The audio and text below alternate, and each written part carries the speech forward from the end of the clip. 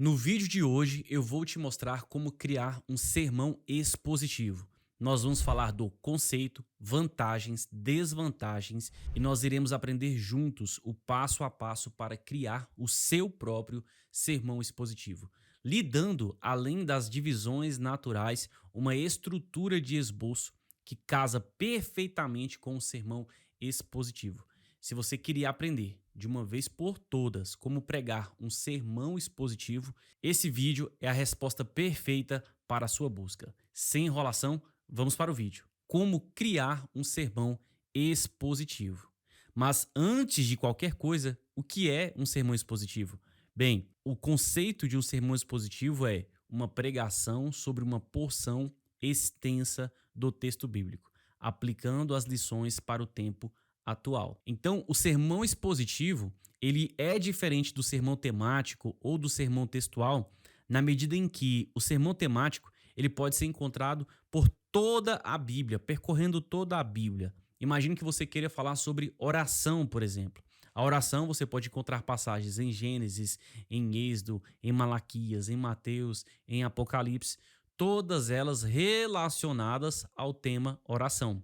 Isso é uma pregação temática. Nós também temos a pregação textual, que é uma pregação que se concentra sobre uma análise exegética profunda sobre um trecho bíblico, sobre um versículo, sobre uma porção muito pequena. E funcionando quase que um antônimo a essa pregação textual, nós temos o sermão expositivo, que é um sermão que se debruça sobre uma porção extensa de uma passagem bíblica, buscando exaurir ou extrair tudo aquilo que a passagem tem para nos ensinar. Então, esse é o melhor conceito de pregação expositiva. E quais são as suas vantagens, Mateus? Bom, a primeira vantagem é que é o tipo de sermão que tende a extrair da Bíblia a essência dos ensinamentos. Se na pregação temática eu posso trazer aplicações confusas, se na pregação textual eu posso me concentrar demais em uma análise etimológica de uma palavra, ou de uma expressão idiomática, ou de uma tradução, aqui no sermão expositivo eu vou ter a preocupação de fazer com que cada aplicação da passagem bíblica possa combinar com todo o restante que está à sua volta.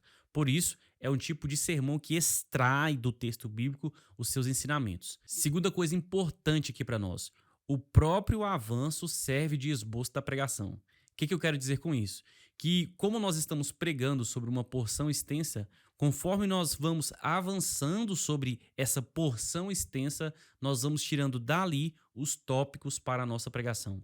Então, não se preocupe muito em que eu vou colocar no desenvolvimento, o que eu vou colocar na introdução, o que eu vou colocar na conclusão. O próprio texto bíblico vai nos mostrando por onde caminhar, por onde passar. Mas eu vou dar a dica para tornar claro essa divisão daquilo que é introdutório, daquilo que é aplicação e daquilo que é a conclusão do seu sermão. Por fim, nós temos a vantagem que um sermão expositivo faz com que os irmãos consigam acompanhar a mensagem se mantiverem a Bíblia aberta. Então, estou pregando a palavra de Deus em um sermão expositivo e os irmãos vão acompanhando essa passagem, essa pregação ali, lendo a sua própria Bíblia, porque é uma porção extensa e não é uma porção que está espalhada por toda a Bíblia. E quais seriam as suas desvantagens? Bom, nem tudo é festa, né? Também temos as nossas desvantagens. Qual que é a primeira desvantagem? Que uma pregação expositiva ela pode se tornar maçante se não for bem conduzida. Maçante em qual sentido? De ser entediante, de ser chata. Por quê? Porque os irmãos geralmente já conhecem essas porções extensas de Bíblia. Então, chover no molhado é um perigo de cair nessa zona da chatice, de se tornar um pouco maçante. Segunda desvantagem: alguns textos possuem dificuldades que precisam de complemento em outras passagens bíblicas. Então, nem sempre você vai conseguir pregar sobre uma porção extensa da Bíblia sem que a gente precise recorrer a outras passagens que não estão naquela porção extensa. E isso aqui quebra a ideia de ser um sermão expositivo e pega elementos ali do sermão temático ou mesmo do sermão textual. Por fim, o excesso de pausas e aplicações podem dificultar o entendimento do sermão. Então, na hora que você está pregando sobre uma porção extensa, se você escolher repousar aplicações sobre várias partes desse texto bíblico, a pregação pode ficar muito extensa, com muitas aplicações que não combinam uma com a outra, que não constrói uma linha de raciocínio para os ouvintes, e isso tende a deixar o seu sermão um pouco confuso, tá bom? Então temos essas vantagens e essas desvantagens aqui com o sermão expositivo. Mas quando eu falo dessas desvantagens, você já pode ligar o seu alerta e não cair nesses erros aqui. Não é porque é uma pregação expositiva que você tem que torná-la maçante. Pelo contrário, você pode torná-la extraordinária, conforme é a própria interpretação e aplicação do texto bíblico, com a pitada daquilo que o Espírito Santo vai colocar no seu coração e na sua mente. Mateus, chega de falar como que eu posso criar um sermão expositivo. Responde essa pergunta logo, homem. Bom, vou te apresentar aqui agora. Pessoal, se você está gostando desse vídeo e quer aprender muito mais sobre pregação por um preço extremamente acessível, em um curso que não vai te colocar em um funil de vendas que eu detesto. Eu não vou vender um curso para você para depois vender outro e depois vender outro. Eu vou te entregar um acesso a uma biblioteca que tem muitos cursos dentro dele. Eu quero te convidar a conhecer toda a infraestrutura do sermão envolvente, onde nós vamos aprender o básico sobre a pregação, o método sermão envolvente, que é uma espécie de pregação expositiva barra temática com storytelling. Nós vamos também ver alguns exemplos de sermões históricos importantes, como aqui Quase Cristão e Pecadores nas Mãos de um Deus Irado. Nós temos um curso completo de storytelling e nós também temos aqui um curso inicial chamado Sermão Completo, onde eu vou te ensinar a melhor técnica possível para pregadores iniciantes começarem a pregar com extrema clareza, progressão e coerência. Em 3 aulas apenas eu ensino isso. E tudo isso por qual preço, Matheus? R$ 49,99 uma única vez. Pagou, o curso é seu durante um ano. Se faz sentido para você, eu quero te convidar a clicar aqui no link abaixo desse vídeo. Vamos voltar para a aula. Primeiro passo, né, que é o passo mais importante de todos e que todos nós devemos fazer. Sem ele não existe pregador, pelo menos pregador abençoado. Primeiro passo de todos, orar. Tente descobrir o que Deus quer falar naquele texto bíblico. Então você achou uma porção extensa da Bíblia para pregar. A primeira coisa a se fazer é ler, entender, e depois de entender, eu vou dobrar os meus joelhos no chão, ou vou entrar em espírito de meditação, vou falar com o Papai do Céu, para que Papai do Céu me fale o que esse texto bíblico tem para a minha vida e para a vida dos irmãos. Lembre-se dessa definição que eu mesmo coloquei para a pregação. Pregar é comunicar aquilo que Deus quer falar. Então, se eu não entendo, se eu não recebo de Deus em oração aquilo que Deus quer comunicar e falar com os irmãos, eu não posso começar a pregar, porque eu não sei aonde Deus quer chegar, aonde a vontade de Deus com aquela palavra quer chegar. Então, o primeiro passo, antes de qualquer coisa, é esse: orar. Segundo passo para nós criarmos a nossa pregação expositiva. Depois de entender a moral da história, que Deus quer falar, ou seja, eu recebi essa mensagem que Deus quer falar no meu coração. Eu entendi, Senhor, o Senhor quer falar isso. Eu vou selecionar os principais pontos-chave ou palavras-chave para desenvolver a ideia central dada por Deus. Então, o que Deus vai colocar no seu coração é uma linha narrativa. E nessa linha narrativa, algumas partes da história não serão tão relevantes e importantes. Já outras partes serão de extrema relevância para essa linha narrativa que Deus colocou no seu coração. Então, depois de receber essa mensagem dos céus, eu vou marcar na Bíblia os principais pontos onde essa revelação que Deus me deu combina, ela se encaixa, tá bom? Vamos lá. Mas talvez você tenha uma dificuldade de entender o que é uma palavra-chave, quais são os principais pontos-chave do texto bíblico. Pega essa dica aqui, ó. As palavras que expressam alguma ação, por exemplo, pôs-se em pé, tomou a sua vara, ou gritava incessantemente, Jesus Cristo, filho de Davi. Palavras que expressem essas ações, como os verbos, né, pegar, tomar, tocar, correr, qualquer verbo que tenha ali nessa porção extensa da Bíblia, ela pode ser um ponto-chave. Além disso, os sentimentos também são muito importantes, porque os sentimentos é o que nos faz entender e compreender aquilo que o fato por si só muitas vezes não consegue falar. Então, quando eu vejo Jesus Cristo chorando, Jesus Cristo se alegrando, ou as pessoas sofrendo por algum motivo, ou sei lá, qual for o sentimento, todas essas coisas, elas funcionam muito bem como pontos chaves de um sermão.